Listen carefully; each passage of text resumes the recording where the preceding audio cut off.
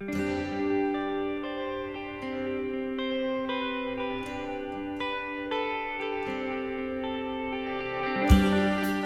here from Blue Quarry, and today I have a colorful dot mandala art project for you. Now, I use this as the cover of one of my artful journals, but this project would be fun as a standalone project just as it is. In this project, I started out with a sheet of 140-pound watercolor paper. I cut it into a small 4.5 by 6-inch piece that fit on my cover structure. And then I put down a layer of black acrylic paint. Now, I used some standard student grade acrylic, but I would highly recommend if you have black craft paint, that works just as well. Maybe even better if you can find one that's a matte finish. For me, I mixed my acrylic paint with a little bit of matte medium just to get more of a matte finish on that, but that is completely optional. Now, for my colors, I chose my 4 favorites from my craft paint bin, and I also needed a little bit of white, partly to mix with my paints and partly to use on its own. You'll also need some water to help adjust the consistency of your paint, and of course some paper towels. The last thing that you're going to need is an assortment of tools to apply your dots with. Now, I started with just things I found around my house and around the studio. The first thing is a Crayola marker that has a nice round and flat end to it and creates the largest dots that I really needed. The next size down is a standard pencil eraser. They make wonderful round stamps. And then I have a clay tool that I found in my studio, and the reason I love that is because it has a ball-shaped end on it. And I'll explain exactly why in just a minute. The last tool that I found is a little nail art stylus that I got at a local beauty supply store. It was very inexpensive. It was actually under $2 to purchase. So if you have something close by and you can check this out, I would highly recommend you get it because it's a really fun tool to have and to use for this project. One of the things this tool has is, again, a little round ball-shaped end on either side. One's a little bit bigger than the other, and they are both wonderful for making tiny little detailed shaped dots. And the ball-shaped ends are wonderful for creating circles that get smaller and smaller as you use it. So in other words, you first load it up and it creates a nice large size dot. And then if you keep using that same tool until it runs out, the dots get smaller and smaller, and it's just a really fun process. If you can't find one of these tools or you have no interest in going out and trying to find one, you can always use a simple straight pin with a ball-shaped end.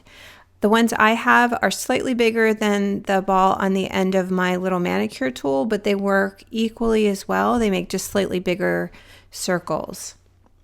You can also find other things in your house to create your round shapes.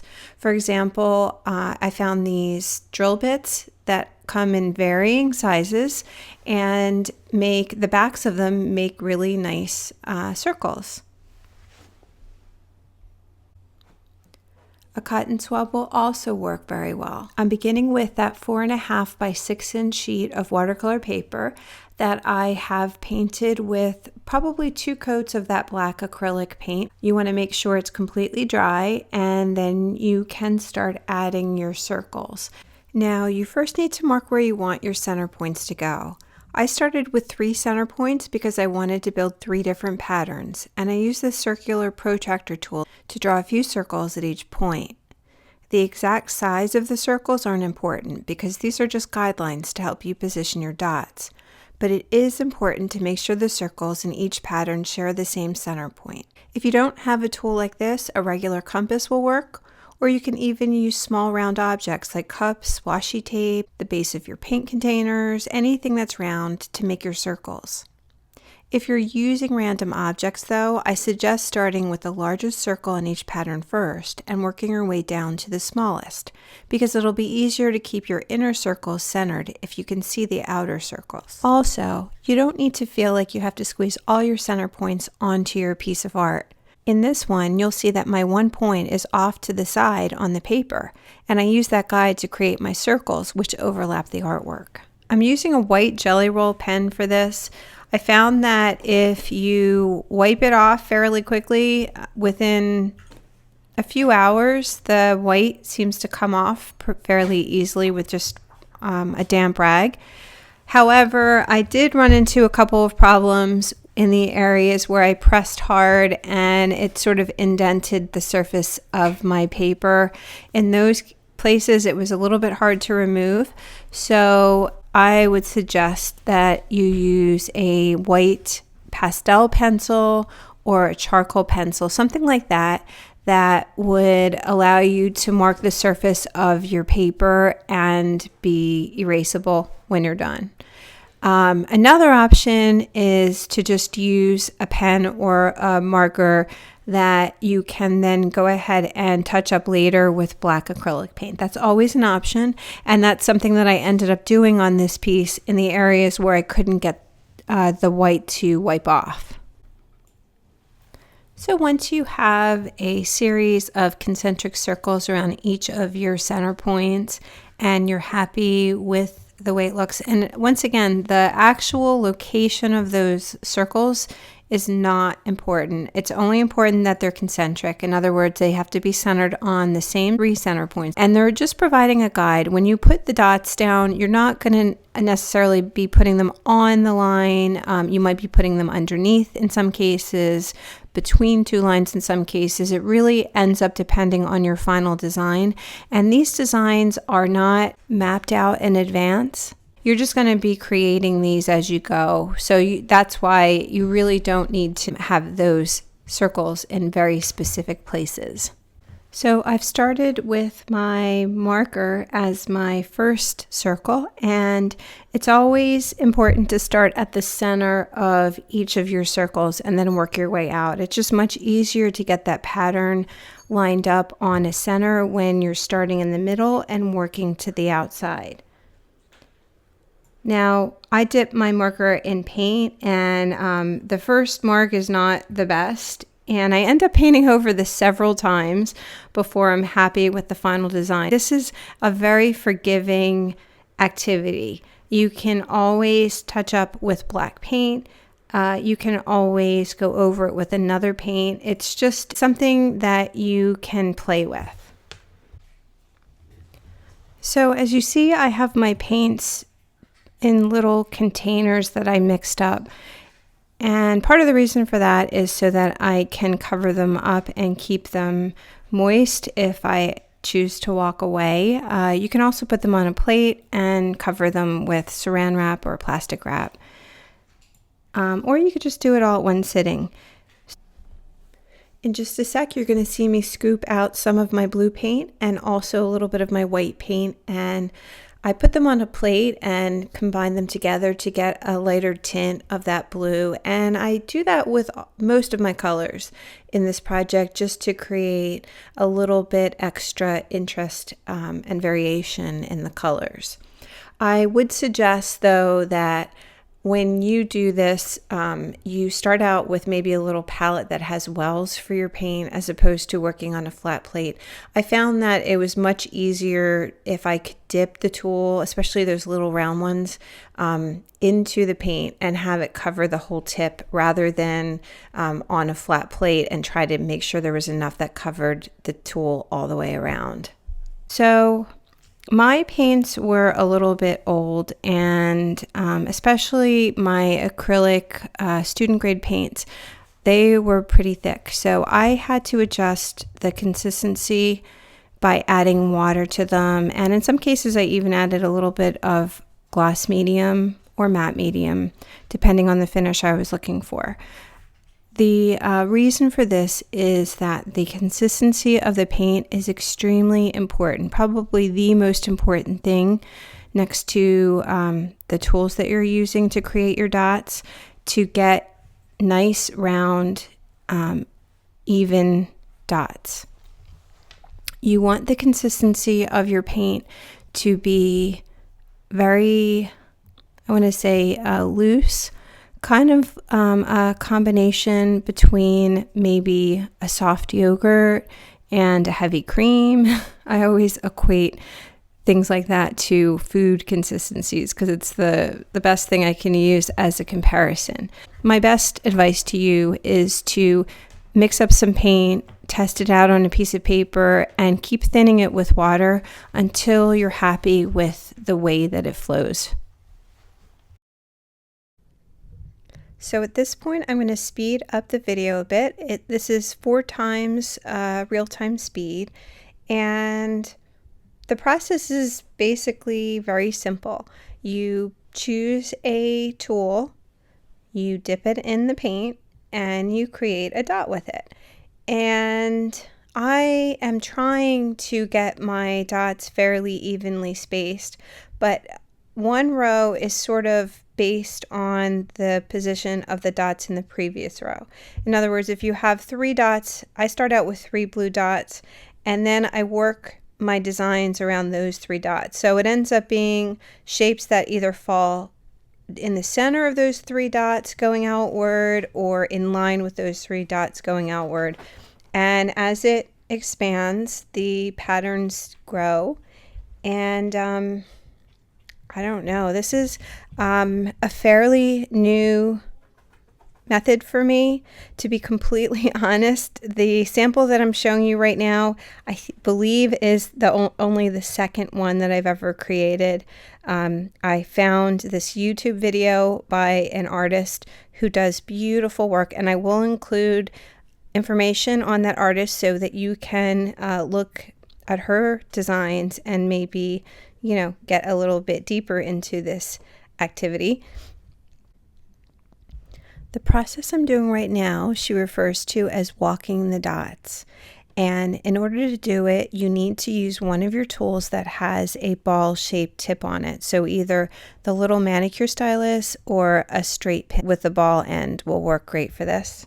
What happens is you dip the tool in the paint and you get it fully loaded, and then you place your first dot, and that dot has to go in the position where you want your largest dot. So in this case, it ends up on the tip of those little petal shapes that I'm making.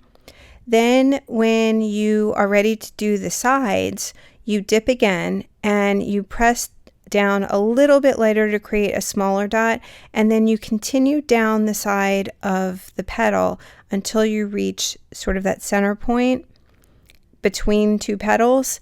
And you'll notice that I don't reload the tool when I do this process. And so what's happening is, as the paint is getting used up on that tool, those dots are becoming smaller and smaller. So you can see how this tool makes it so easy to get a varying size dot without having to switch tools constantly. And it makes the process so much faster and easier and creates really amazing results. So as I continue on my first design, I just continue adding dots. I add some that are moving radially outward. I try to vary the direction when I'm walking the dots, and I use my larger clay tool to do this process as well. You'll notice that as you continue outward on your circles, the space, the area that you have to fill, of course, gets larger and larger. And so it's easier to go with some larger dots there to fill the space. But you can also continue to use the exact same tools if you wanted more of a delicate pattern. I'm just playing here. I had no pattern in mind when I got started. I was just kind of experimenting a little bit. I ran into some issues in areas where I got a little bit cramped because I wasn't quite centered properly, or I didn't leave myself enough room to get around it. And that's just something that you'll encounter when you're first starting with this process, and that's okay. I think in the end, you couldn't really tell. Of course I could, but a common bystander who's just taking a look at my cover wouldn't notice some of the imperfections and the issues that I ran into when I got close to the edge or when I was trying to squeeze some dots in. And you'll see that later I go back and I actually remove some of the dots, and I do that with just black paint. So you can always go back in and cover up any of your mistakes or any of the areas maybe that you feel need a little bit of help. For me, when I finish this, and you'll see when I get to the other two patterns, I felt like this first area was a little bit crowded. There's just a lot going on. And of course, this is a very personal preference. You are going to have your own style and your own tastes. But for me, I ended up liking when there were some areas that had no color. I liked that sort of negative space. I think it added a little bit more to it. So you'll see what happens in the other two patterns. So I'm going to stop talking now and just let you enjoy watching this piece unfold.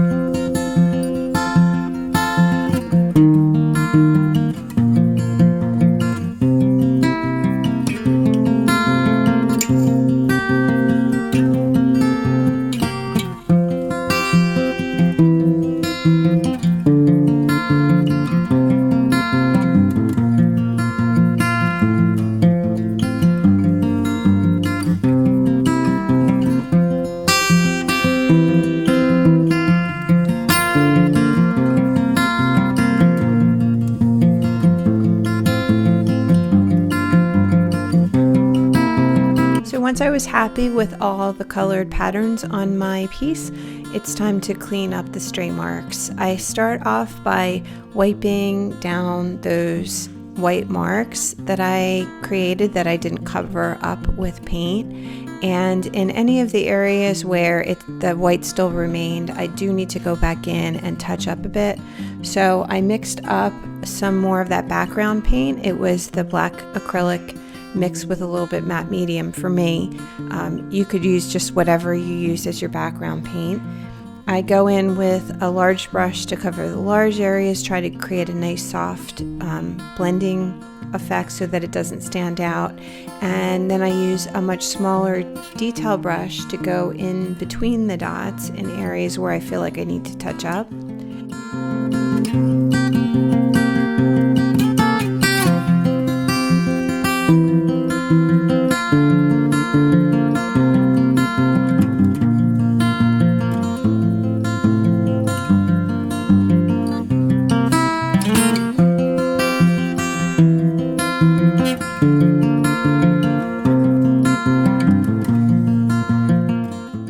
And then I decide that I want to sort of clean up some of those areas that I thought were a little bit busy, or if my paint smeared a little bit, just to finalize my piece.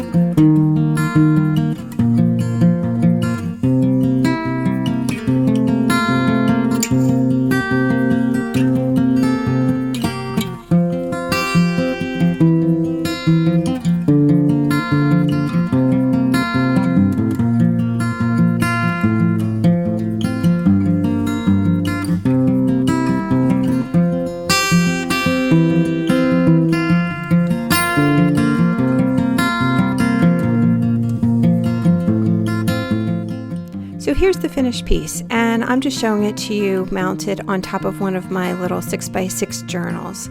If you have any interest in learning how to make your own handmade journals, Or if you want to learn more about some of my other art courses that I offer, please check out my website at bluequarry.com. Thank you so much for watching.